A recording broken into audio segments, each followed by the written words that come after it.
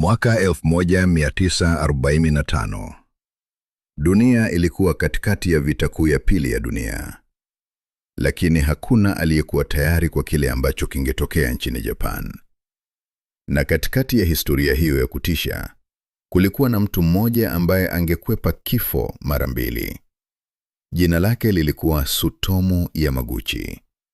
Tarehe 6 Agosti mwaka 1945, Yamaguchi alikuwa mjini Hiroshima kwa safari ya kikazi.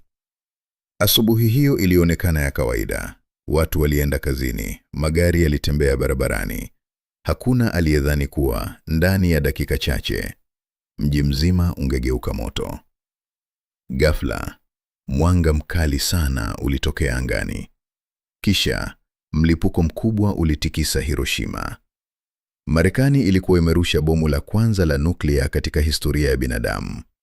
Ndani ya sekunde chache, majengo yaliharibiwa. Moto ulienea kila mahali, na maelfu ya watu walikufa papo hapo. Yamaguchi alikuwa karibu sana na eneo la mlipuko. Alijeruhiwa vibaya. Masikio yake yalipata madhara, ngozi yake iliungua. Lakini ajabu ni kwamba aliendelea kuwa hai. Baada ya siku moja ya mateso, aliamua kuondoka Hiroshima. Licha ya majeraha yake, alisafiri kurudi nyumbani kwake mjini Nagasaki. Hakujua kuwa historia ilikuwa karibu kujirudia tena. Tarehe 9 Agosti 1945, akiwa kazini Nagasaki, aliwaeleza wafanyakazi wenzake kuhusu bomu la kutisha aliloliona Hiroshima.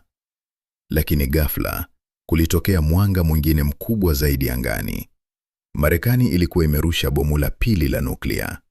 Kwa mara nyingine tena, Tsutomu Yamaguchi alikuwa katikati ya maangamizi. Mlipuko ulitikisa mji mzima, majengo yaliporomoka, moto ulienea kila mahali, na maelfu ya watu wakapoteza maisha. Lakini tena, Yamaguchi aliendelea kuishi. Baada ya vita kuisha, aliendelea kuishi kwa miaka mingi nchini Japan.